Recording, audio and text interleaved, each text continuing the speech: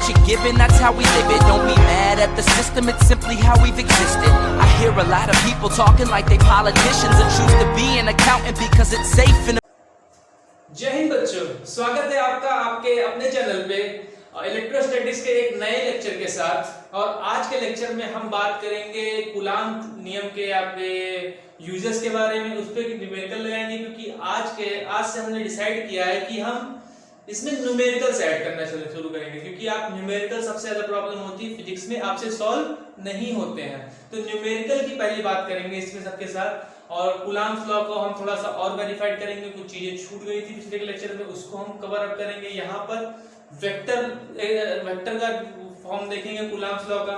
तो इसी बात पर यार आज शुरू करते हैं, आज का ज्ञान यही शुरू करते हैं। तो सबसे पहला चीज हम जो पढ़े थे उस पर बात करते हैं। सबसे पहले हमने पढ़ा क्या था, तो अगर आपको याद होगा तो आपने कल क्या पढ़ा था। अब ये कल ना, कल मतलब पिछले लेक्चर में कूलाम्ब्स लॉ। अच्छा, कूलाम्ब्स लॉ क्या होता है? इंटरेक्शन बिटवीन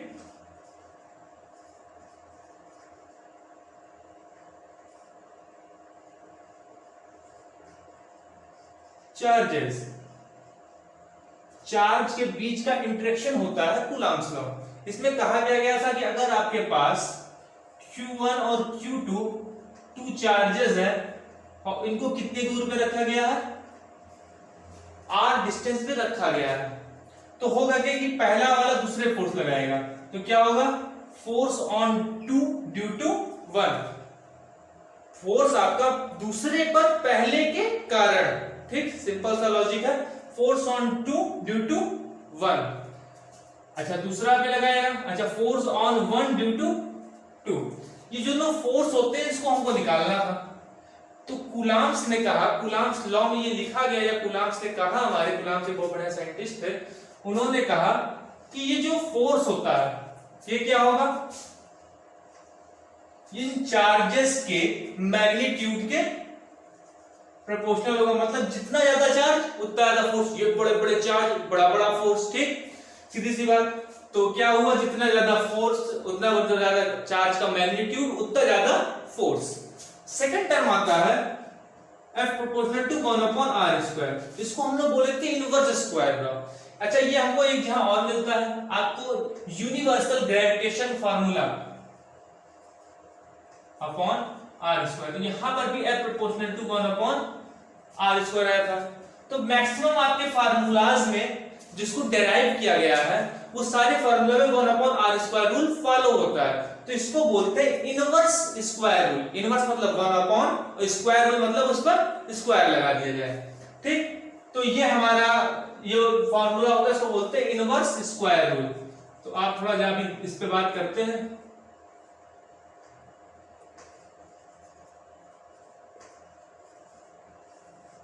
ठीक, बेसिकली इनवर्स स्क्वायर रूल अगर आप बोर्ड के देखते हो तो इसको महत्व नहीं जाता, उसमें बात नहीं करते हैं। लेकिन जब आप आईआईटी लेवल पे जाते हो तो वहां पर इसका जिक्र हो जाता है और आपको पता नहीं चलता क्या है, तो इसको जाने रखने में कोई नुकसान नहीं है, ठीक। चलो इसको हटाते हैं। और थर्ड चीज उन्होंने कही थी, ये जो फोर्स है ये act towards line joining the two charges. मतलब ये जो फोर्स है, इन जो लाइन हम ज्वाइन करेंगे, मान लो दो आपके पास आवेश है, तो ये जो लाइन बनती है इसी लाइन के अलोंग ही फोर्स एक्ट करेगा। जैसे बात सीधा कहा जाए कि अगर ये हमारा एक चार्ज है और दूसरा एक चार्ज है, तो इसको धक्का मारे तो ऐसा निकल जाना चाहिए? नहीं, ऐसा नहीं होता। इसकी दोनों को हम मिलाएंगे, ये लाइन एक बनी, इसी के अलोंग ये इसको इधर की ओर फोर्स करेगा, पुल अप करेगा या फिर धक्का मारेगा, सीधी सी बात, ठीक। तो ये थर्ड आपका आ गया। चलो अब बात आते हैं, ये तीनों को मिलाकर उन्होंने क्या कहा, इन दोनों को जब सम अप करेंगे तो F proportional to Q1 Q2 upon r²।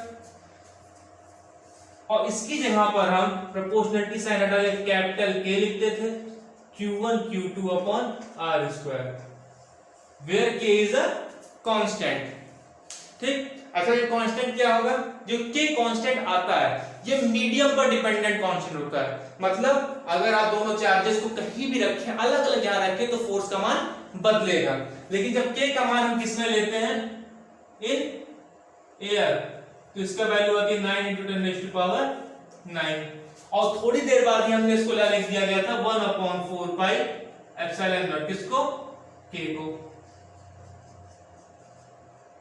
तो ये बेसिकली इतनी बातें हो गई, ठीक, सिंपल सा लॉजिक है, कुछ भी बहुत बड़ी चीज नहीं है। अगर आप क्वेश्चन लगाना चाहते हो तो ऐसे कर सकते हो, 1/4 पाई एप्सिलॉन नॉट रखने का एक रीजन है कि यहां पर एक सेटिंग होती है, क्योंकि हम जानते हैं लाइट क्या होती है, इलेक्ट्रोमैग्नेटिक वेव, तो यहां पर भी सेटिंग आपको मिलेगा 1/4 पाई एप्सिलॉन नॉट, और जो आपको मैग्नेटिक पे जाओगे तो μ0/4 पाई मिलेगा, और दोनों के आपके संगम से, संयोग से आपको लाइट की स्पीड निकलती है, ठीक। लाइट की जो स्पीड कैलकुलेट की गई है वो कुछ ऐसा ही संगम बनता है अभी इनका, इन दोनों का कहीं मेल बनेगा और इनकी निकलेगी लाइट की स्पीड, ठीक। इतना काम हो गया, आप यूनिट निकाल सकते हो, सब कुछ किया गया था, एप्सिलॉन नॉट की वैल्यू निकाली गई थी, बाकी सब हो चुका था। अब आते हैं किस पर, इनवर्स स्क्वायर रूल पे। सिंपल, आपको अगर नोट डाउन करना है तो आप नोट डाउन कर लो, आपको अगर नोट्स अच्छी बनानी है तो आप सिंपल एक ध्यान बात रख दो, जो हम पढ़ाते हैं, जो हम बोलते हैं उस पर ध्यान दो और थोड़ा सा लिखने की कोशिश करो, बना सकते हो अपने मन से नोट्स, बहुत बड़ी चीज नहीं है, आप रिस्पॉन्सिबिलिटी लेके काम करोगे तो काम हो जाएगा, और जल्दबाजी में अपने मन से कुछ भी ऐसा करोगे तो नहीं हो पाएगा। तो बेसिकली आप याद रखो यार, पास होना हो तो पास हो जाओगे, पास तो हम करा देंगे, अगर आपको ज्ञान बटोरना थोड़ी सी मेहनत कर लो, फायदा होगा, ठीक। और बाकी पढ़ते रहिए, ऑल द वेरी बेस्ट आपको। अब आगे बढ़ते हैं, हम कहां तक पहुंच गए, कूलम्ब्स लॉ खत्म हो गया, जो हमने कल वहां पर बताया था पिछले लेक्चर में आपको। अब अगली बात आती है इनवर्स स्क्वायर रूल।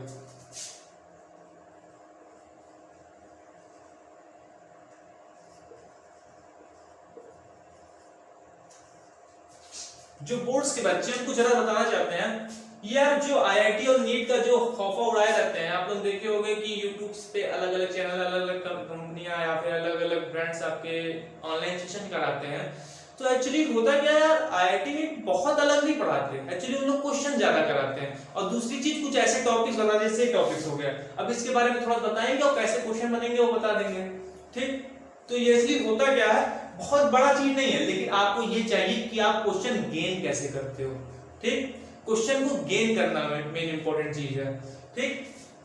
तो चलो inverse square rule, inverse square rule में क्या होगा, आपने देखा जो फोर्स या कुछ भी आपका डायरेक्टली प्रोपोर्शनल होता है 1/r², ठीक। तो यहां पर क्या पूछता है क्वेश्चन में, क्वेश्चन में ये पूछता है कि इन दोनों के बीच F एंड R में ग्राफ बताओ। तो आप एक चीज याद रखो, जब आपका F और 1/r² में ग्राफ बनता है, ठीक, तो ग्राफ कैसा बनेगा, हाँ मतलब R में, और R किस में रहे, 1/, में रहे, तो ग्राफ इस टाइप बनता है। अभी ग्राफ बन के आ जाएगा, इस पर आपको टिक लगाना होगा, तो आप इसको अगर नोट करना चाहो तो नोट कर लो। अब नेक्स्ट आते हैं आपका वेक्टर फॉर्म।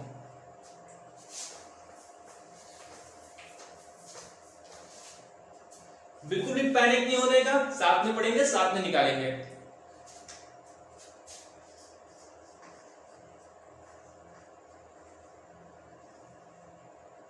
ऑफ छूट गया, ऑफ ऊपर डाल देते हैं अपने को, क्या, ठीक। Vector form of Coulomb's law. चलो बेसिकली कुछ यहां पर वेक्टर यूज होगा, तो अगर आप 11th में नहीं पढ़े हो तो थोड़ा सा रिवीजन कर लो, बहुत ज्यादा कुछ नहीं है, आप थोड़ा सा रिवीजन कर सकते हो, वेक्टर आप देख सकते हो, और नहीं समझ में आता तो आप कमेंट बॉक्स में पूछो, मैक्सिमम हम सॉल्व करने की आपकी प्रॉब्लम कोशिश करेंगे, और नहीं प्रॉब्लम आपकी सॉल्व होती है तो हम उसका भी इंतजाम करेंगे, ठीक। तो आगे बढ़ते हैं। सबसे पहली चीज आप क्या लोगे, दो चार्ज।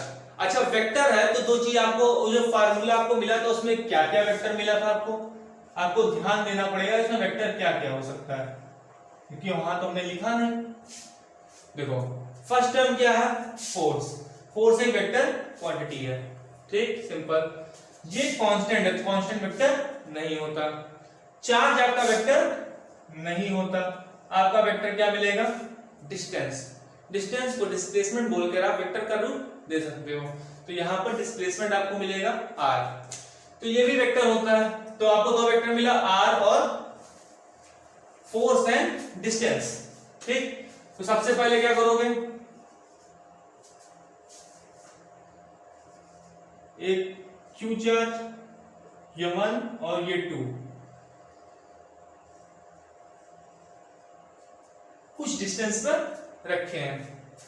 चलो, अभी आपको बताया था अगर फोर्स Q1 वाला Q2 पर फोर्स लगा रहा है, 1 वाला 2 पे लगा रहा है, तो हम फोर्स कैसे लिखते हैं? दूसरे पर पहले के द्वारा फोर्स, सिंपल सा। क्या होगा? Force on 2 due to 1। इधर क्या होगा? फोर्स ऑन 1 ड्यू टू 2, ठीक। दोनों के बीच की सेपरेशन कितनी है? r।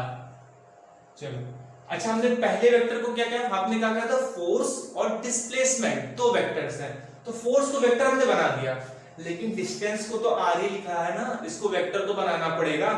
तो सिंपली हम क्या कहते हैं, पहले वाले का पोजीशन वेक्टर हम मान लेते हैं r1 और दूसरे वाले को r2। दोनों वेक्टर पोजीशन वेक्टर है। अच्छा, पोजीशन वेक्टर आपको नहीं पता तो आप क्या करते थे, याद कर लो थोड़ा सा। पोजीशन वेक्टर के लिए आप एक फ्रेम ऑफ रेफरेंस मानते थे, जिसको बोलते हैं निर्देश तंत्र। मतलब x y z axis, basic, बहुत कठिन नहीं है, तो सब नाम कठिन कठिन रखते हैं। इस जीरो के डिस्टेंस निकालते हैं पहले वाले की, इसको r1 बोल देते हैं। इससे जीरो से इसकी डिस्टेंस निकालते हैं, इसको r2 बोल देते हैं। तो ये क्या हो गया? फ्रेम ऑफ रेफरेंसेस, ठीक। तो इसका यूज ना करो, ज्यादा अच्छा लगेगा, ज्यादा समझने में प्रॉब्लम ना हो, क्योंकि आप, हमको पता है कि आप 11 बहुत अच्छे से पढ़े हो, ठीक। तो पहले वाले का क्या हो गया? r1, दूसरे वाले को हो गया r2। अच्छा, अगर आप इधर क्यों जाना चाहते हो, यहां से वहां, तो आप क्या लिखोगे? Final minus initial. Final minus initial क्या होगा? r2 माइनस r1, सिंपल, कोई दिक्कत नहीं। अच्छा, आप इधर से इधर आना चाहते हो तो क्या कहोगे? फाइनल माइनस, फाइनल क्या है? r1 minus r2। तो आपने डिस्टेंस के वेक्टर्स लिख लिए, फोर्स के वेक्टर्स लिख लिए। अब आपको तीसरी की जरूरत क्या है? आपका कूलम्ब्स लॉ। तो बहुत कठिन इसमें भी नहीं है। क्या करते हैं हम लोग कूलम्ब्स लॉ के लिए? बेसिकली आप फोर्स लिखोगे, अब की बार क्या लगेगा ऊपर? Vector 1/4 pi epsilon not. इतनी चीज क्लियर? उसके बाद हम क्या लिखते हैं? Q1 Q2, ठीक। अब की नीचे क्या आएगा? r। अच्छा, r स्क्वायर, यहां पर हम मॉड r का स्क्वायर ले सकते हैं। देखो, बेसिक चीज समझो, जब किसी वेक्टर का स्क्वायर किया जाता है, ठीक, तो उसका मैग्नीट्यूड के स्क्वायर के बराबर होता है। जैसे हम कहें वेक्टर a का स्क्वायर, तो ये हो जाएगा मॉड वेक्टर a का होल स्क्वायर, मतलब a स्क्वायर, ठीक। तो बेसिकली हमको लिखना यहाँ क्या चाहिए था? देखो, अगर आप पहले के द्वारा दूसरे पे फोर्स लगा रहे हो तो F21, ठीक। और इसके लिए आपका तीर कौन सा काम आएगा? इधर वाला, क्योंकि उधर की ओर फोर्स लग रहा है, तो ये वाली तीर हमारी काम आएगी। तो इसके लिए r के यहाँ क्या लिखना चाहिए? r2 माइनस r1, और इसका मॉड लगा के स्क्वायर करना चाहिए। यही तो कहना चाहते हो, लिख सकते हैं। हम यही लिख रहे हैं, चलो ठीक है, हम लिखते हैं यही r2 माइनस r1, लेकिन हमको पहले से पता होने के लिए हम यहां पर लिख देंगे we know that r2 minus r1 का मॉड r1 माइनस r2 का मॉड, ये सब किसके बराबर है? r के बराबर। और दूसरी चीज होती है कि अगर एक वेक्टर लिखा, अभी इसमें लिखते हैं, थोड़ा सा रुके। अच्छा देखो, उसके पहले यहां पर लिख लेते हैं, तब उसमें लिखते हैं क्या चीज होगा। सबसे पहली बात क्या है? फोर्स। फोर्स हमने लिख दिया, ये क्या है? Vector quantity. हमने इतनी चीज क्या लिखी है मैग्नीट्यूड में, इसमें कहीं भी आपका वेक्टर नहीं लिखा, ये जो मॉड लग गया, मॉड लगने से मैग्नीट्यूड बन गया, मतलब परिमाण बन गया, दिशा नहीं है। दिशा ऐड करने के लिए हम क्या करेंगे, इस R2 माइनस R1 का कैप लिखेंगे। सिंपल, आपको अगर पता हो तो कोई वेक्टर दो पार्ट में होता है, उसका मैग्नीट्यूड और उसकी डायरेक्शन, डायरेक्शन के लिए आप उसके साथ कैप यूज करते हो, ए का डायरेक्शन ए कैप, ठीक। तो ऐसे आप क्या सकते हो, R2 minus R1 equal to R2 minus R1 का मॉड और R2 माइनस R1 का कैप। तो R2 माइनस R1 का कैप क्या हो जाएगा, R2 minus R1 upon R2 minus R1 means क्या हुआ, वो वेक्टर अपॉन उसका मैग्नीट्यूड। इसकी जहां हम ये लाके रख सकते हैं, यहां पर आ जाएगा 1 अपॉन 4 पाई एप्सिलॉन नॉट। अच्छा, अगर आपको दिक्कत हो रही हो तो R2 माइनस R1 का मॉड को आप कह सकते हो R, ठीक, कोई दिक्कत नहीं है। Q1 Q2 upon R square, R2 minus R1 का मॉड R, ठीक। इसकी क्या कर सकते हैं, R2 माइनस R1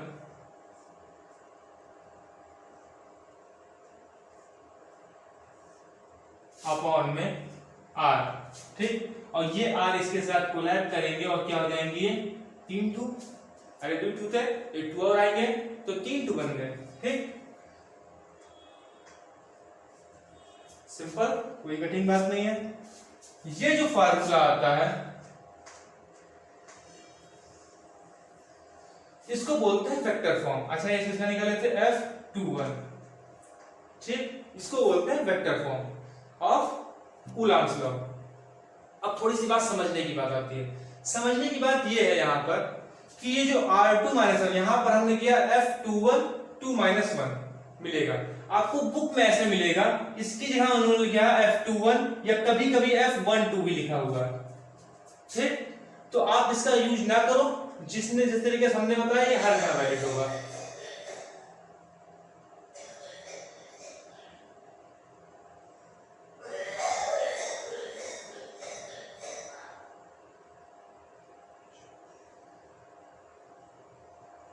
ठीक, तो आप इसका यूज ना करो, जिस तरीके से हमने बताया उसका यूज कर सकते हो।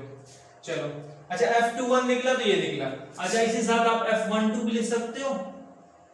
क्या करना होगा, सिर्फ आपको सब पता है क्या होगा, बाकी सारा काम आप कर सकते हो यहां से। लेकिन हम क्या करेंगे, हम है थोड़ा चालाक, हम बस ऊपर वाले को देखेंगे और बदल देंगे। F12 तो 1 माइनस 2,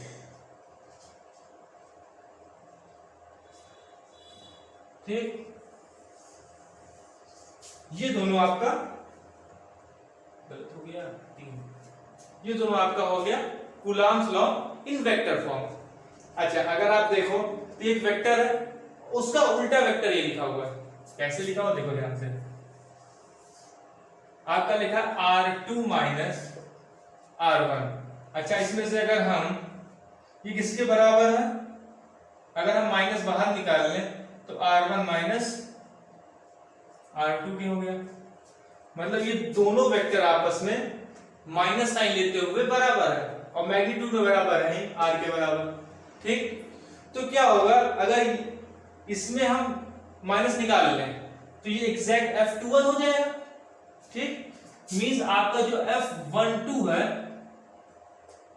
वो डायरेक्टली इक्वल टू F21 के, लेकिन माइनस साइन के साथ। उठा के इसको ये यहां लिखा, इसके यहां ये पुट कर दो, क्या हो जाएगा, देखो यहां मिटा के करना, आपने इसको नोट कर लेना तो नोट कर लो, इसके पहले हम मिटा दें। F1 माइनस 2, आपको एक माइनस बाहर मिल जाएगा।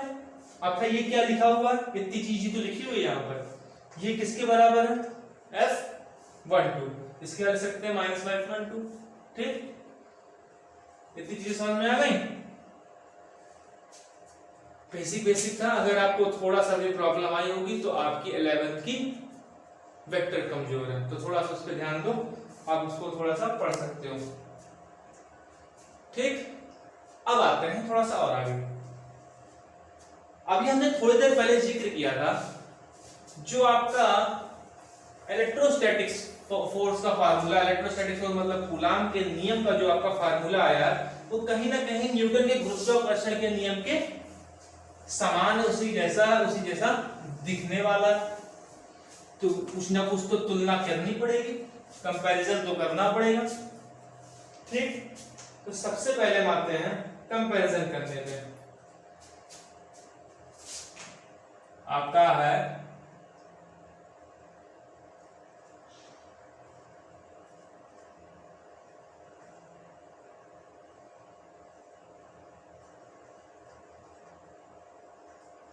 कूलाम फोर्स, किसकी लड़ाई है? कूलाम फोर्स से लड़ाई है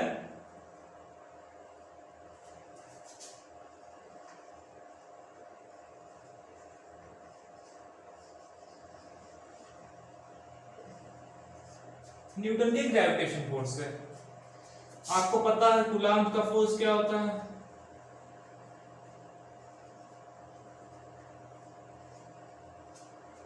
और ग्रेविटेशन फोर्स क्या होता है? G(m1 m2 upon r²।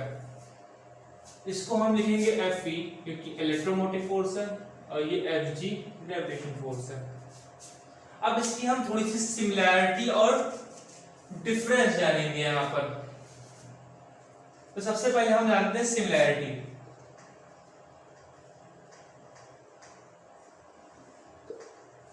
Similarity दोनों में समान क्या है? तो सबसे पहली चीज समान क्या है कि ये दोनों इनवर्स स्क्वायर रूल को फॉलो कर रहे हैं। ठीक, फर्स्ट चीज क्या है?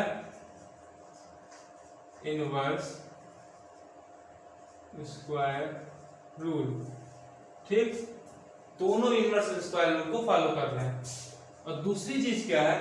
वो थर्ड प्रॉपर्टी कूलाम के नियम की जो उसमें वैलिड होती है, मतलब आपका जो फोर्स होता है वो एक्ट करता है इन दोनों चार्जेज या इन दोनों मासेस को मिलाने वाली रेखा पे। ठीक, force depends upon line joining, depends नहीं, एक्ट लिखो, act on line joining their centers। ठीक, जो दो चार्जेस या दो मासेस के बीच का जो सेंटर्स होता है उनकी लाइन जो ज्वाइन करती है उस लाइन के अलॉन्ग ही फोर्स हमारा वर्क करेगा। ठीक, दो सिमिलैरिटी हो गई। और वैसे थोड़ी बहुत सिमिलैरिटी भी आपको मिलेगी, लेकिन हम इसमें सिमिलैरिटी नहीं, डिफरेंस बहुत ज्यादा मिलेगा। सबसे पहले डिफरेंस, सबसे पहला वो बेसिक डिफरेंस आप जानते हो, आपको सिंपल पता है कि पॉजिटिव पॉजिटिव अट्रैक्ट करेंगे, पॉजिटिव निगेटिव सॉरी रिपेल करेंगे, पॉजिटिव निगेटिव अट्रैक्ट करेंगे और निगेटिव निगेटिव रिपेल करेंगे। पता है? मतलब जो आपका इलेक्ट्रोमोटिव फोर्स क्या हुआ, ये आपका अट्रैक्शन एंड रिपल्सन दोनों हो गया, मतलब आकर्षण और प्रतिकर्षण का हो गया। लेकिन जो गुरुत्वाकर्षण नियम है, तो कभी ऐसा सुना है कि यार पृथ्वी चंद्रमा को रिपेल कर रही, भगा रही है, जाओ निकलो यहां से? ऐसा नहीं होता, वहां पर हमेशा अट्रैक्शन फोर्स काम करती है। तो ये इसकी चर्चा करेंगे। सबसे पहले पहला क्या कि इनमें अट्रैक्शन और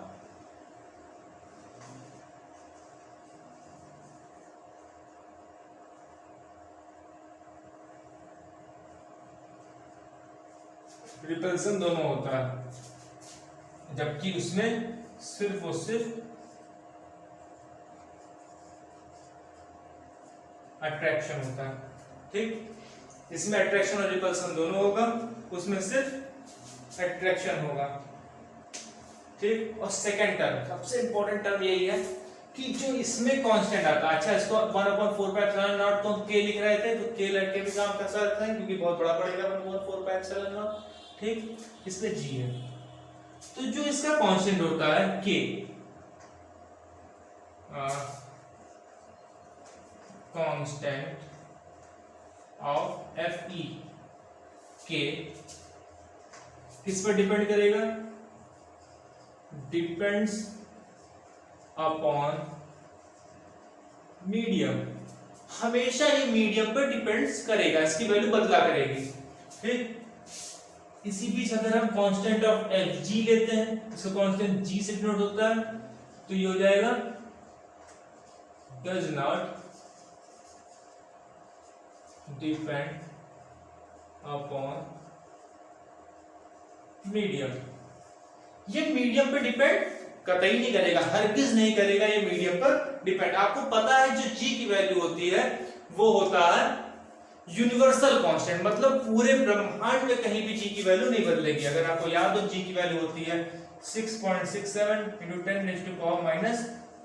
10⁻11। ठीक, इसकी ब्रह्मांड में कहीं भी बदलेगा। जैसे आप दो मासेस लो, उसको बाहर नापो, ग्रेविटेशन फोर्स उतना ही आएगा। पानी के अंदर ले जाकर नापो, उतना ही आएगा। बाहर आपका खा लो, पेट में चला जाए, पेट के अंदर नापो, तब भी उतना ही आएगा, कोई इसमें चेंज नहीं आने वाला। ठीक, और एक और रिलेशन हो सकता है कि यार जो आपका इलेक्ट्रोमोटिव फोर्स है या फिर जो कहते हैं कूलम्बियन फोर्स है, वो बहुत मतलब ज्यादा मात्रा वाला, मतलब ज्यादा स्ट्रॉन्ग फोर्स है। और जो आपका ग्रेविटेशन फोर्स है वो क्या होता है? इसको वीकेस्ट फोर्स इन नेचर बोलते हैं, मतलब सबसे वीक फोर्स कहलाता है ये। ऐसा क्यों है?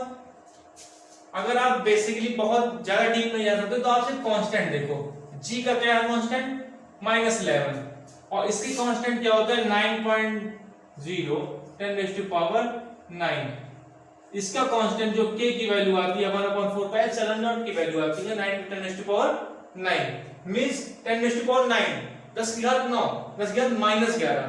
तो आप खुद इमेजिन कर सकते हो ये बहुत छोटी फोर्स है, मतलब इसके बीच में जो मासेस लग रहा है उनके लिए बहुत कम है।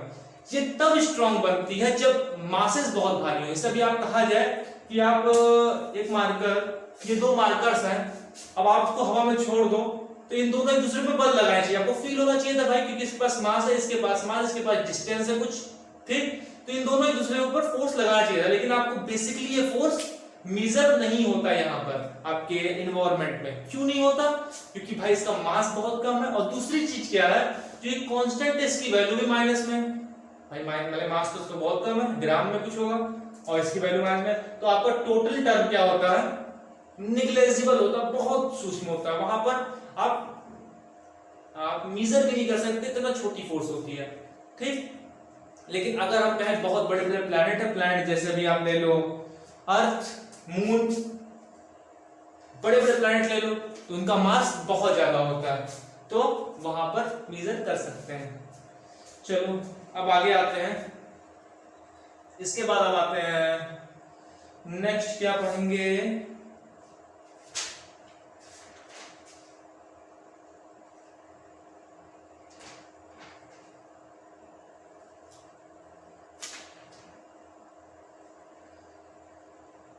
हाँ, जो भी हमने बताया जो ज्यादा कम वाला सिस्टम, इस पे एक न्यूमेरिकल लगाते हैं पहले। न्यूमेरिकल लगाने से पहले हम जानते हैं कूलाम का नियम कहाँ नहीं लगेगा। सो मेरे पढ़ाई के वीरों, नेक्स्ट टॉपिक पे आते हैं। नेक्स्ट टॉपिक हमारा है लिमिटेशन ऑफ कूलाम्स लॉ, कि भाई कूलाम्स का लॉ किस लिमिट तक काम कर सकता है। भाई ऐसा नहीं कि हर बंदा हर जगह काम करेगा, न्यूटन भैया भी हर जगह काम नहीं करते, तो एक समय ऐसा आता है कि वो फोर्स काम करना बंद कर देता है या वो फोर्स एक्ट नहीं करेगा। अब ऐसे सोचो कि यार अगर हमारे चंद्र और पृथ्वी और चंद्रमा, इन दोनों के बीच ग्रेविटेशन फोर्स लग रहा है, बेसिकली आपको पता है ग्रेविटेशन फोर्स लग रहा है जिसकी वजह से पृथ्वी के चारों ओर चंद्रमा राउंड राउंड राउंड राउंड घूम रहा है। ये तो सिंपल सी बात है। लेकिन अगर ये माना जाता है, अभी आप आगे पढ़ोगे कि पृथ्वी जो होती है, हर चीज हम लोग याद होगा, आपको पता होगा थोड़ा बहुत, घर की वायरिंग में ग्राउंड किया जाता है या फिर अर्थिंग दी जाती है, बेसिकली इतना पता है। अर्थिंग देने का मतलब क्या है?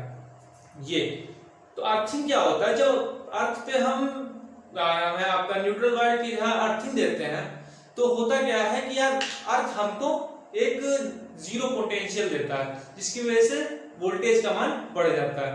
मींस अर्थ हमारा आयंस मतलब चार्ज का भंडार कहा जाता है, मतलब इसके पास बहुत सारे पॉजिटिव चार्ज हैं और बहुत सारे नेगेटिव चार्ज। जब आपको पॉजिटिव की जरूरत होगी तो पॉजिटिव देगा और नेगेटिव की जरूरत होगी तो नेगेटिव देगा, ये माना जाता है। तो आप बेसिकली जानते हो भाई,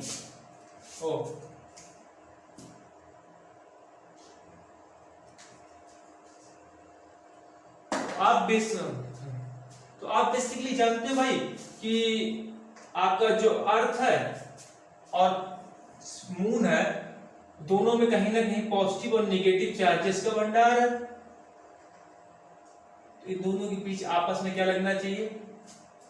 कूलम्ब्स लॉ, ग्रेविटेशन तो लगना नहीं चाहिए, ठीक? या फिर दोनों का फोर्स का मान ज्यादा होना चाहिए ग्रेविटेशन फोर्स निकालने के बराबर से, लेकिन ऐसा होता नहीं है।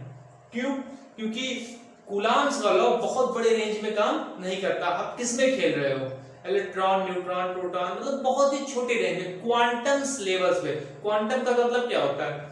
बहुत छोटे पार्टिकल, टीनी पार्टिकल्स, उस लेवल पर आप काम कर रहे हो, ठीक? बेसिकली इतना बात हुई कि आप उस लेवल पर काम कर रहे हो। जब उस लेवल पर आप काम कर रहे हो तो वहां पर ही ये फोर्स वैलिड होगा। आप उसमें भी बहुत छोटा नहीं रखते हो, ठीक? अभी बात करते हैं उसके। तो बेसिकली किसकी बात हुई? आप एटम लेवल पे काम कर सकते हो, मतलब परमाणु के अंदर अंदर काम कर सकते हो। उससे बाहर जब आओगे तो कूलम्ब्स लॉ वैलिड नहीं होगा, ठीक? चलो अब थोड़ा और आगे आते हैं। तो पहले हम लिमिटेशन हाई डाल दें यार।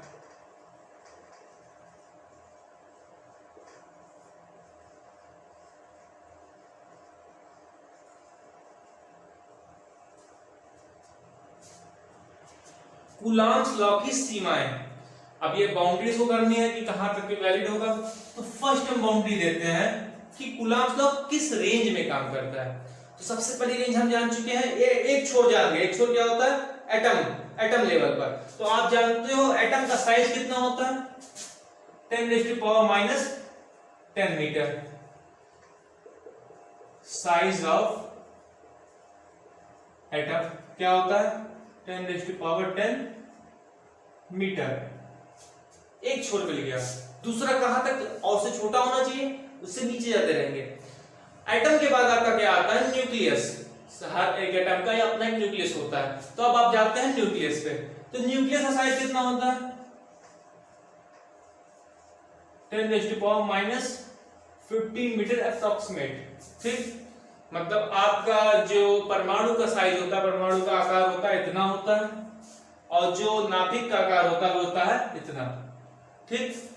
इसी के बीच हमारा कूलम्ब का नियम काम करता है। इतने डिस्टेंस की रेंज में ही कूलम्ब्स का लॉ वैलिड होता है या फिर स्ट्रांगली वर्क करता है। इसके ऊपर या नीचे स्ट्रांगली वर्क नहीं करेगा। इसके ऊपर हमारा ग्रेविटेशन फोर्स काम ज्यादा करता है और इसके नीचे हमारा न्यूक्लियर फोर्स काम करता है। किसमें काम कर रहा है? न्यूक्लियस। और यहां पर फोर्स कौन सा लगेगा? Nuclear force. आप परमाणु बम वाला नहीं भैया, लगा दो, वो नहीं है। न्यूक्लियर फोर्स अभी आपको पता चलेगा कि आप जानते हो यार, 2 प्रोटॉन या कई सारे प्रोटॉन न्यूक्लियस के अंदर भरे होते हैं। हर एक प्रोटॉन पॉजिटिव चार्ज होता है। मतलब आप एक चीज पढ़ चुके हो कि 2 पॉजिटिव एक दूसरे को क्या करते हैं? रिपेल करते हैं, प्रतिकर्षित करते हैं। लेकिन फिर भी वो न्यूक्लियस के अंदर कैसे रहता है, इसके बारे में बात करेंगे। तो क्या होता है कि वहां पर जो ये आपका Fe है, कूलम्ब्स का लॉ या कूलम्ब्स का फोर्स, ये बहुत ही कम हो जाता है और आपको बढ़ क्या जाता है? न्यूक्लियर फोर्स, ठीक? न्यूक्लियर फोर्स की वजह से ये भागते नहीं, ये न्यूक्लियस से बंधे होते हैं। बहुत ही छोटी जगह होती है जिसके अंदर बहुत सारे हमारे प्रोटॉन्स या न्यूट्रॉन्स भरे होते हैं। ठूस कितना भरे होते हैं, ठीक? चलो, ये हो गया फर्स्ट। सेकंड नंबर है आपका एक्सटेंडेड चार्ज। एक्सटेंडेड चार्ज पर आपका जो कूलम्ब्स लॉ है वो वैलिड नहीं होता। एक्सटेंडेड चार्ज मतलब क्या? ऐसा नहीं कि बहुत बड़े बड़े चार्ज आप ले लो, उनके बीच में फोर्स लगाए लो, वो लगने लगेगा, ऐसा नहीं होता। यहां पर क्या होता है कि यार छोटे लेवल पे काम कर रहे हैं, क्वांटम लेवल पे। क्वांटम मतलब बहुत टिनी पार्टिकल। तो होगा क्या हमारा कि जो आपका फोर्स है वो पॉइंट चार्ज के लिए वैलिड होगा। पॉइंट चार्ज ऐसा नहीं कि एक बिंदु बना दिया, पॉइंट बना दिया तो पॉइंट चार्ज बन गया, ऐसा कुछ नहीं होता। पॉइंट चार्ज क्या होता है? भले ही हम ऐसे करके गोला बना के Q1 लिखते हैं, Q2 लिखते हैं, पॉइंट चार्ज एक्चुअली में इसका मतलब ये नहीं है पॉइंट हो। बेसिकली होता है कि एक ऐसा चार्ज, एक ऐसा छोटा चार्ज जिसकी इलेक्ट्रिक फील्ड बहुत छोटी हो। अच्छा, इलेक्ट्रिक फील्ड की बात बताते हैं, छोटी बात करते हैं। आप देख रहे हो डिस्टेंस की बात, तो अगर हम दो चार्ज कुछ दूरी पे रखे हैं, अगर यहां पर बैठने से ये वाला चार्ज एकदम बिंदी जैसा दिखता हो, मतलब पॉइंट जैसा दिखता हो, और यहां पर आप ऑब्जर्वर बैठा हो, ये पॉइंट आपका पॉइंट जैसा दिखे, तो इन दोनों चार्ज को क्या बोलेंगे? पॉइंट चार्ज या फिर बिंदु आवेश। ठीक, मतलब क्या हो कि यार भले ये दो चार्ज आपके जो बहुत बड़े बड़े हो, क्योंकि इतनी डिस्टेंस रख दो कि यहां बैठा बंदा यहां वाले को देखे तो बिंदी जैसा दिखे, यहां बैठा बंदा यहां वाले को देखे तो पॉइंट जैसा दिखे, तो होगा क्या? ये दोनों चार्ज एक दूसरे के रिस्पेक्ट में पॉइंट चार्ज हो गए। ऐसा नहीं होना चाहिए कि आपका दो चार्ज, ऐसे एक बड़ा चार्ज है plus plus plus plus plus, और दूसरा बड़ा चार्ज है plus plus plus plus plus plus plus plus plus plus plus plus. अब ये एकदम जस्ट बगल बगल रखे हैं या फिर बहुत ही नियर बाई हो, तो इनके बीच में कूलम्बियन फोर्स परफेक्टली रिस्पॉन्सिबल नहीं होगा। होता क्या है एक्चुअली में कि इसमें से अलग अलग पार्टिकल्स सेपरेट होकर कूलम्ब फोर्स लगाते हैं, कि आप जानते हो बहुत टीनी पार्टिकल्स में लगेगा, तो इसमें से एक प्लस चार्ज से फोर्स लगाने लगेगा, जिसकी वजह से स्कैटर्ड हो जाते हैं। आप जानते हो कूलम्ब फोर्स क्या होता है? इस लाइन जॉइनिंग द सेक्शन के अलावा होना चाहिए, फोर्स उधर जाना चाहिए ना, ऐसा नहीं होता, ये फैल जाते, छितरा जाते हैं। ठीक, तो सेकंड वाला क्या हुआ?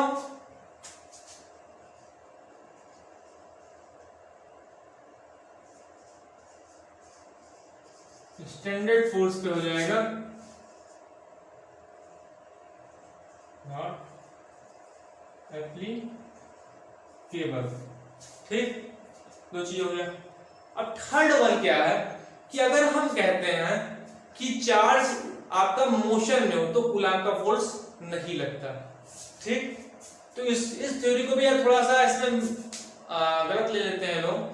यहां पर इसका मतलब नहीं कि आपका दोनों चार्ज मोशन में, थोड़ा सा इस पर एक्सप्लेन करते हैं। अच्छा, अगर चार्ज मोशन में हो तो क्या होता है? धारा बहती है, इलेक्ट्रिक करंट बहती है। ठीक, तो वहां की बात अलग हो जाती है। लेकिन अगर यहां पर दो चार्ज हैं और उनके बीच में कूलम्बियन फोर्स लग रहा है, ये तब तक लगेगा जब तक दोनों चार्ज ना चल रहे हो। अगर दोनों चार्ज चल रहे हैं तो ये फोर्स नहीं लगेगा। देखो देखो, first is in motion and second is in motion, तो जो कूलम्ब का नियम है वो नहीं लगेगा अगर दोनों बंदे मोशन में हैं। फर्स्ट हो गया। दूसरी केस क्या होती है? First is in motion and second is in rest. अगर एक चल रहा हो, मतलब ये दोनों अब की बार चल रहे हैं, इसमें पहला वाला चल रहा है, दूसरा वाला नहीं चल रहा है, तो यहां पर फोर्स लगेगा। ठीक, जो रुका हुआ वाला वो चलने वाले पर फोर्स लगाएगा, या तो उसकी स्पीड बढ़ा देगा या उसकी स्पीड रोक लेगा। सिंपल समझो कि आप एक मैग्नेट लिए हो, क्योंकि चार्ज को देख सकते हो, मैग्नेट आप दे सकते हो। आपके पास एक मैग्नेट है, दूसरा मैग्नेट चल रहा है। अगर आप पीछे से मैग्नेट लगाते हो, वो मैग्नेट को खींच लेगा, उसकी स्पीड कम कर देगा, या फिर उसको खींच के अपनी तरफ अट्रैक्ट करके अपने से चिपका लेगा। ठीक, तो यहां पर फोर्स एप्लीकेबल होता है। और थर्ड आप जानते ही हो, first is in rest and second is in rest, मतलब पहला वाला भी रुका हो और दूसरा वाला भी रुका हो, तो यहां पर भी कूलम्ब का नियम लगेगा। ठीक, इतना चीजें हो गई, हमने कवर अप की है। तो कुछ न्यूमेरिकल्स अभी आज बताए जाएंगे।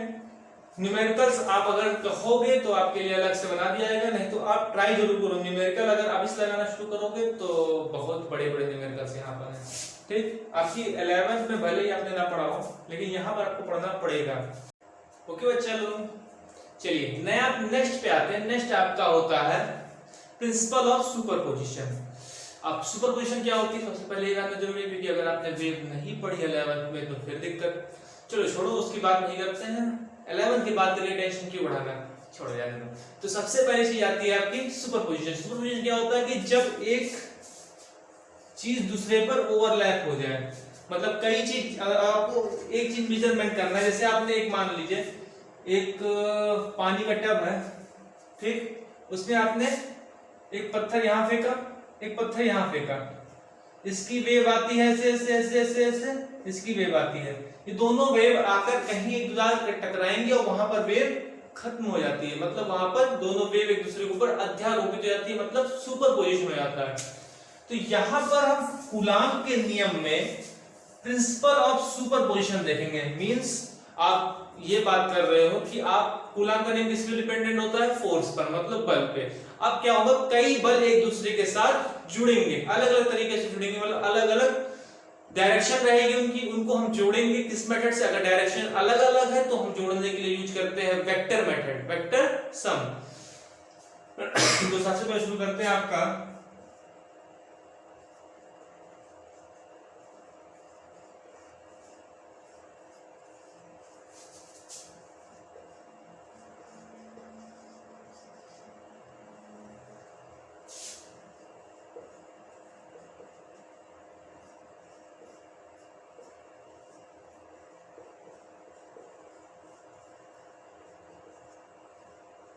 अध्यारोपण का सिद्धांत, ठीक।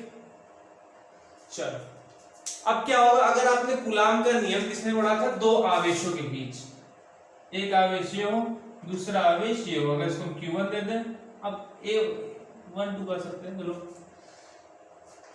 अब क्या होता था इसमें कि Q1 Q2 पे फोर्स लगाता था F21, दूसरे में पहले के द्वारा फोर्स ऑन 1 ड्यू टू 2 लगाते थे। दोनों फोर्स आपस में क्या होते थे? बराबर होते थे, इक्वल एंड अपोजिट डायरेक्शन में, ठीक। अब यहां क्या कह रहा है कि अब तीसरे की एंट्री करा दो। सिंपल ये कहना चाहते हैं मियां बीवी और वो, तो थर्ड पर्सन लाना जरूरी है। तो थर्ड पर्सन जैसे ही आएगा ये भी इस पर बल लगाना शुरू करेगा, इधर की ओर। ये क्या आएगा? F13, ठीक। इस पर पहले ये एक बल लगा रहा था, ये भी आया, ये भी बल लगाने लगा, तो यहां पर Q1 पे बल लगने वाला बल क्या हो गया? दो बल लग गए। पहला क्या लगा? F12 और F13। अब क्या होगा कि अगर आपको टोटल फोर्स चाहिए Q पर, अच्छा अगर कोई बंदा ऐसे यहां पर कोई एक ऑब्जेक्ट है, इसको इधर से भी खींच रहे हो, इधर से भी खींच रहे हो, तो ये किस डायरेक्शन में भागेगा? बीच में। सिंपल सा आप वेक्टर सम जानते हो, या फिर आप बेसिक नॉलेज लगा लो, दो रस्सियां आप ले लो, उसको खींचो तो किस तरफ भागेगा? एकदम उसके बीचों बीच से आपका डिवाइड हो जाएगा फोर्स। तो यहां पर क्या होता है कि ये जो फोर्सेस लग रही हैं, बेसिकली जो फोर्सेस लग रही है, इसका हमें अगर टोटल फोर्स चाहिए तो आप क्या करोगे? इन दोनों को ऐड करोगे, लेकिन कैसे? वेक्टर सम से। तो ये जो फार्मूला दिया गया, ये क्या होगा? Principle of superposition. मतलब अगर किसी दो ऑब्जेक्ट के बीच में कूलाम्बियन फोर्स लग रहा है, तीसरा इंटर करता है, तीसरा भी ऑब्जेक्ट पे आपका फोर्स लगाएगा, और उस ऑब्जेक्ट पे लगने वाला फोर्स क्या होगा? टोटल फोर्स आपका पहले वाला फोर्स और जो नया फोर्स बनता है, दोनों का वेक्टर सम होगा आपका टोटल फोर्स। क्लियर? कोई बहुत बड़ी चीज नहीं है। बुक्स में क्या देते हैं? बुक्स में n तक देते हैं, हमने 3 तक लिखा, अब n की बात कर लेते हैं। हाँ, अब यहां थोड़ी सी बात जानने की जरूरत है। जब तीसरा फोर्स एंटर करता है, तीसरा चार्ज एंटर करेगा, तो पहले दूसरे चार्ज में लगने वाले बल का मान नहीं बदलता। जितना बल ये पहले लगा रहा था उतना ही लगेगा, इसमें कोई फर्क नहीं पड़ता। ऐसा नहीं होगा, आपको फील होगा कि अगर Q3 है तो Q3 Q2 पर भी बल लगाएगा, जिसकी वजह से F12 भी चेंज होना चाहिए, लेकिन ऐसा नहीं होता। ठीक, होता क्या है कि इसकी अपनी एक फील्ड, अपना एक दायरा, इसमें जो भी चार्ज आएगा वो अपने आप ही खुद से एक फोर्स महसूस करेगा, तो फोर्स के मान में कोई भी फर्क नहीं पड़ता। ठीक, डायरेक्शन भले की तरह चेंज हो, डायरेक्शन आप वेक्टर सम से निकालोगे। अभी बताते हैं वेक्टर सम क्या था, आपको याद ना हो भले, एक क्वेश्चन भी कराया जाएगा, ये क्या 2-3 क्वेश्चन कराए जाएंगे, भी क्वेश्चन की बाढ़ आने वाली है। चलो,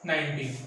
तो आप करते क्या हो, 1/4πε0 Q1 Q2 upon R square, R distance में है, तो आप कहते हो ये प्लस है तो यहाँ प्लस लिखोगे, यहाँ माइनस है तो यहाँ माइनस लिखोगे, और क्वेश्चन आप इसमें क्वेश्चन में रख देते हो Q1 Q2 की वैल्यू प्लस और माइनस में। लेकिन प्लस माइनस क्या करने का काम आते हैं, इसको बता रहे हैं दोनों के बीच में अट्रैक्शन है, अगर एक पॉजिटिव और नेगेटिव है तो दोनों एक दूसरे को आकर्षित करेंगे, दोनों के बीच में अट्रैक्शन से बताने का काम आ रहा है। मतलब आप न्यूमेरिकल लगाते वक्त प्लस माइनस नहीं लिखते हो। कब, जब वेक्टर क्वांटिटीज आती है। वेक्टर क्या क्या है, अभी ये मिलेगा फोर्स, अभी इलेक्ट्रिक फील्ड मिलेगी वेक्टर, ठीक, फिर स्केलर पे आएगा आपका वोल्टेज, तो वहां पर आप क्या करोगे, प्लस माइनस लिखोगे, ठीक। तो जब तक वेक्टर क्वांटिटी है तो प्लस माइनस नहीं होगे। प्लस माइनस किस काम में आ रहा है, डायरेक्शन बताने में, तो आप प्लस माइनस इसमें यूज नहीं करते हैं, ठीक। इलेक्ट्रॉनिक चार्ज में हम माइनस नहीं लगाएंगे, हमको पता है इलेक्ट्रॉन का माइनस होता है, लेकिन यहाँ पर आप जान रहे हो दोनों इलेक्ट्रॉन है, दोनों दूसरे को फेंकेंगे बाहर की ओर। अच्छा, आपका हो गया ये 1/4πε0 की वैल्यू कितनी थी, 9 × 10⁹ इलेक्ट्रॉन का चार्ज क्या होता है 9.1 kg, और कैपिटल G की वैल्यू क्या होती है 6.67 10⁻⁻11। अच्छा, सबकी यूनिट बताओ, ये हो गया कूलाम, ये क्या होगा newton metre square upon coulomb square, इसकी यूनिट क्या होगी newton metre square upon kilogram square, ठीक। अब आपको क्या निकालना है, दो आपके पास इलेक्ट्रॉन्स हैं E E, ठीक, दोनों के बीच की दूरी आपकी r है, स्मॉल r, कुछ सम डिस्टेंस बोला तो अपने मन से स्मॉल r मान लेंगे, ठीक। इन दोनों का मास me है, तो आप क्या कहोगे, सबसे पहले आप कहोगे from coulombs law, coulombs law से आप क्या कहोगे F बराबर 1/4πε0 Q1 Q2 के यहाँ क्या होगा, दोनों चार्ज क्या है E और E upon R square from universal law of gravitation. Universal law of gravitation से क्या होगा, F बराबर होता है G m1 m2 upon R square. अच्छा, m1 m2 यहाँ क्या क्या है me और me, ये क्या है इलेक्ट्रोस्टैटिक फोर्स, ये क्या है ग्रेविटेशन फोर्स, ठीक। अब क्या होगा, दोनों का रेशियो चाहिए, तो F E रेशियो Fg, ठीक। अच्छा, डिवाइड करेंगे तो R स्क्वायर कट जाएगा, आपका आएगा ऊपर E स्क्वायर अपॉन 4πε0 अपॉन में आएगा G me स्क्वायर। चलो यहां पर कैरी ऑन करते हैं, Fe अपॉन Fg। चलो बेसिक सा, आप क्वेश्चन के वैल्यू रखना शुरू करो। E स्क्वायर की वैल्यू होती है 9 × 10⁻⁻, E की वैल्यू होती है 1.6 × 10⁻⁻19 का होल स्क्वायर, 1/4πε0। देखो यहाँ 1/4πε0 की वैल्यू क्या होती है 9 × 10⁻9, और अपॉन में क्या है G की वैल्यू क्या है 6.67 10⁻⁻11, और me स्क्वायर 9.1 10⁻31, और इनका रेशियो लगभग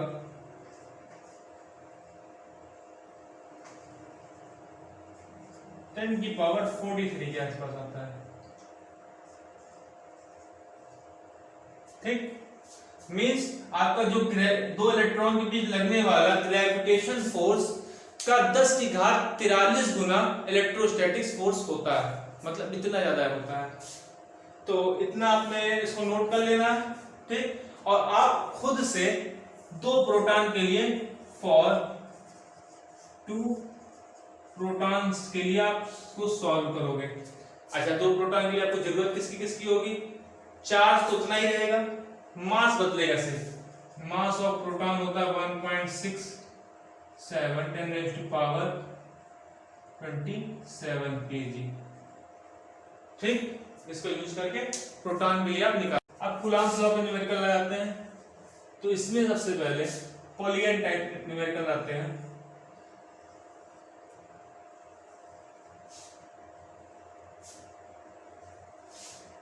आपका +Q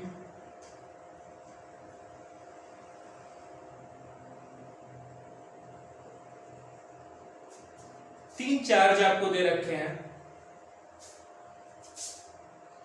A, B and C। Q Q Q तीनों पर चार्ज है। आपसे पूछ रहा है A और B के कारण C पर चार्ज निकालो। इस टाइप क्वेश्चन आपको पूरी किताबें भरे पड़े मिल जाएंगे, बोर्ड्स के लिए बहुत इंपॉर्टेंट है, ठीक। ये तो भी बेसिक है। तो सिंपल क्या है, आपको निकालना है A के कारण C पर फोर्स, B के कारण C पर फोर्स। चलो, अगर A फ्री पर फोर्स लगाएगा तो किस डायरेक्शन में लगाएगा? इधर डायरेक्शन। क्यों? क्योंकि ये पॉजिटिव है और ये भी पॉजिटिव है, तो दोनों बाहर की ओर ढकेलेंगे। सिंपल सा लॉजिक है। वो पॉजिटिव इधर की ओर बाहर की ओर ढकेलेगा, तो ये क्या हो जाएगा? किस पर फोर्स लग रहा है? C पर। किसके द्वारा लग रहा है? A के द्वारा। चलो, इधर की ओर लगाएगा, ये पॉजिटिव है, ये पॉजिटिव इधर की बाहर की ओर ढकेलेगा, F और BA और CB। और दोनों का सम आप करोगे। एक्चुअली देखो, अगर तीनों चार्ज बराबर हैं तो आपको ये जो फोर्स मिलेगा FCA और FCB दोनों बराबर मिलना चाहिए, और इनके ही रिजल्टेंट में बीचों बीच आपको क्या मिलेगा? टोटल फोर्स F नेट, ठीक। और ये अगर इक्विलैटरल ट्रायंगल है तो ये 60 और ये 60, ठीक। सबसे पहले क्या निकालेंगे? F। अच्छा, कूलॉम का नियम क्या होता है? F बराबर 1/4 pi epsilon not Q1 Q2 upon R²। तो FCA अगर निकालना हो तो 1/4 पाई एप्सिलॉन नॉट Q, पहले का दूसरे का भी Q, इसका और इसका दोनों का Q, तो Q हो जाएंगे Q² अपॉन R², ठीक। अब दूसरा अगर कहेंगे F, और इसको अपने मन से हम मान लेते हैं F डैश से, अपने मन से मान लेते हैं कि आसान हो जाए। FCB बहुत आसान सा क्वेश्चन, कुछ इसमें नहीं है, इसमें अपने मन से हम एज्यूम किए तो Q² अपॉन R², और ये भी अगर इसको हमने F डैश माना है तो दोनों सेम है, तो F डैश ये भी हो जाएगा। देखो, दूसरा वाला फोर्स क्या होगा? 1/4 pi epsilon not Q1 Q2 की जगह Q1 Q2, आपका दोनों Q है तो Q² हो जाएगा अपॉन R²। इसको भी F से मानना पड़ेगा, क्योंकि अगर ये F डैश है तो ये भी F डैश होगा। चलो, आपको F नेट चाहिए, इंटरनेट नहीं, नेट टोटल। तो सबसे पहले आप याद करो, आपको वेक्टर सम याद होना चाहिए। वेक्टर सम क्या होता है? सिंपल, अगर आपको याद होगा तो पैरेललोग्राम मेथड। अगर ये वेक्टर A है और ये वेक्टर B है, इनके बीचों बीच इनका रिजल्टेंट वेक्टर R जाएगा, जिसमें R की वैल्यू होती है R² बराबर A² प्लस B² प्लस 2 नहीं, AB cos थीटा, ठीक। ये होती है हमारे वेक्टर की मैग्नीट्यूड, और डायरेक्शन आप बाद में निकालते हो। तो इसको हम निकालते हैं पहले।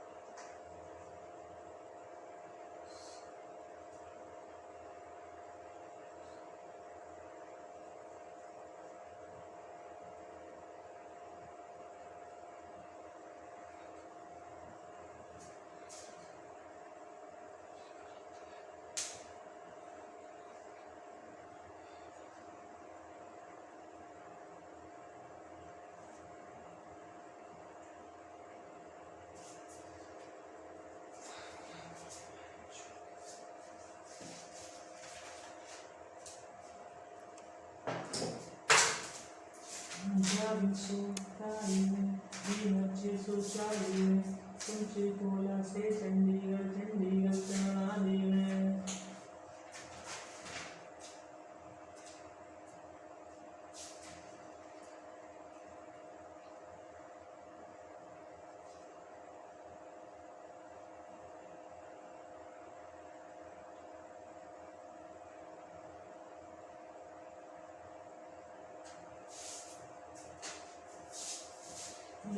कौन सा स्क्वायर होता है यार?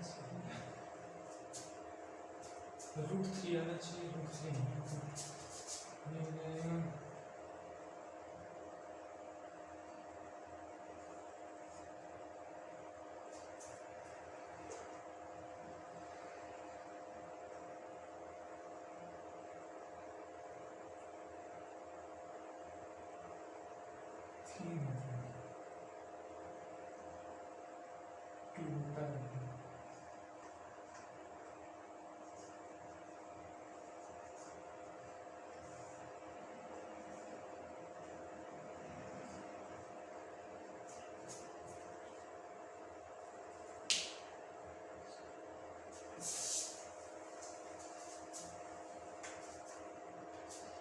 तो अगर आपको एफ नेट निकालना है तो यहाँ पैरेललोग्राफ मेथड यूज होगा। पैरेललोग्राफ मेथड में क्या होता था, अगर ये एक वेक्टर ए है, ये वेक्टर बी है, इसका रिजल्टेंट आपको वेक्टर आर यहाँ पे कहीं मिलता है, तो आर बराबर आपका आता है √a² + b² + 2ab cos theta. और थीटा क्या होता है, इन दोनों के बीच का एंगल। ठीक, तो यहाँ पर देखो ये अगर 60 है तो ये पूरा एंगल कितना होगा, 60। ठीक, पूरा एंगल क्या है, 60। और आपको ये फार्मूला लगा देना है, तो एफ नेट कितना आएगा,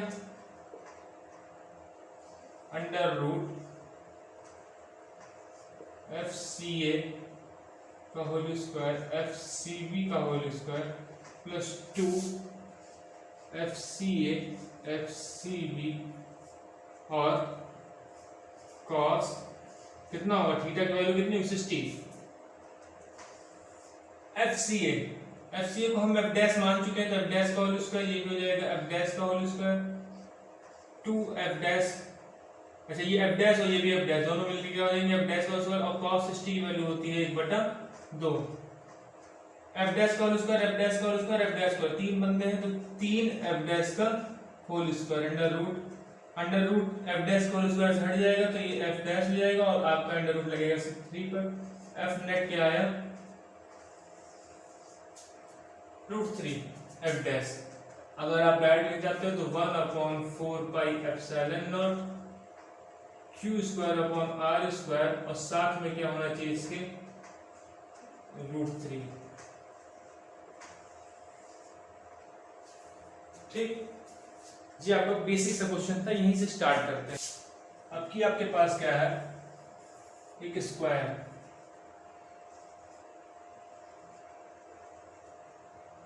A B C D। आपको क्या निकालना है, find the net force on charge at D। आपको D पर उपस्थित चार्ज पर नेट फोर्स निकालना, कितना फोर्स लग रहा है। तो अभी आपको पता है अध्यारोपण सिद्धांत से कि अगर किसी एक बंदे पर निकालना तो सारे आवेशों के द्वारा लगने वाला चार्ज इस पर निकालना चाहिए। तो सबसे पहला ए के द्वारा इस पर लगने वाला फोर्स किधर क्यों लगेगा, इधर क्यों, क्योंकि ये +q चार्ज है और ये भी +q है। अच्छा, ये वर्ग है, वर्ग आप जानते हो क्या होता है, स्क्वायर, मतलब सारी साइड्स बराबर। इसकी साइड हम मान लिए a। ये फोर्स क्या होगा, F dA। C फोर्स लगाएगा D पर तो F CD, और B फोर्स लगाएगा कहां पर, line joining the centres of charge. इधर क्यों लगाएगा, ये क्या होगा, F D B। ठीक, ये तीन फोर्सेस आ गए। अच्छा ये डिस्टेंस कितनी होगी, तो अगर आपको पाइथागोरस पता हो, ये a है, ये a है, दोनों में पाइथागोरस लगाओगे तो ये निकल आएगा a√2, तो ये आएगा a√2। चलो तो सबसे पहले फोर्सेस निकालते हैं। सबसे पहला फोर्स हमारा है FDC, तो आएगा 1/4πε0 Q/a²।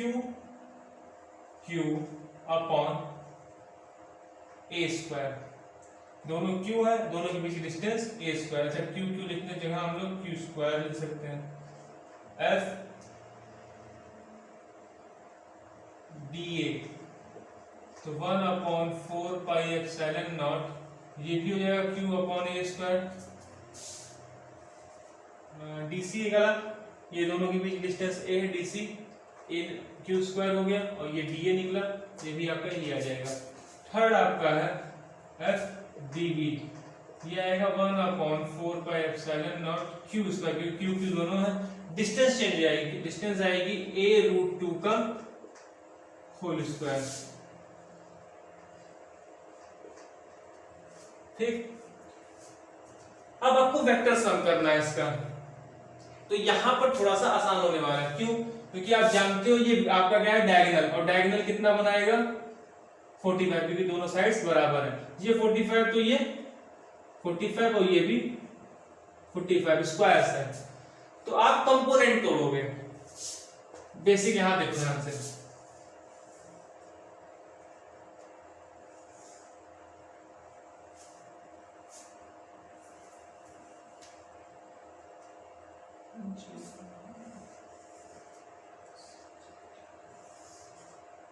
ये हो जाएगा आपका FDC, FDA, FDB। तो आपको DB को छोड़े रखना है, क्योंकि आप जानते हो इसका भी कंपोनेंट DB के अलावा आएगा, इसका भी कंपोनेंट DB के अलावा आएगा, क्योंकि ये दोनों इधर क्यों खींच रहे हैं, तो बीच में ही आगे बढ़ेगा बंदा। ठीक, दोनों के बीच डिस्टेंस वो एंगल कितना है 45। तो आप जानते हो अगर दो वेक्टर किसी एंगल थीटा पर है, तो ये हो जाएगा वेक्टर A cos थीटा।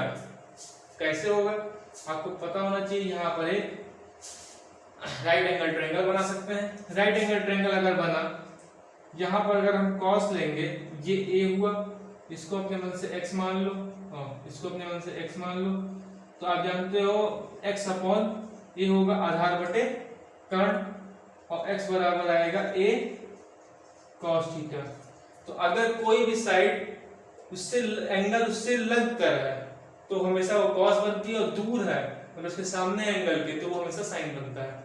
तो यहाँ पर हम लिख सकते हैं इस डायरेक्शन में ये आपका वेक्टर बन जाएगा FDA cos 45। इसका कंपोनेंट इसी डायरेक्शन में बन गया, इसका कंपोनेंट भी इसी डायरेक्शन में बन जाएगा 45 में, तो क्या हो जाएगा FDC cos 45। अब तीनों फोर्स एक ही डायरेक्शन में है, तो F नेट निकालना और आसान हो गया। आपका आएगा FDB plus FDA cos 45 plus FDC cos 45। Values रख दो, 1/4πε0 Q², अच्छा इसका स्क्वायर होगा तो हो जाएगा 2a²। यहाँ पर देखो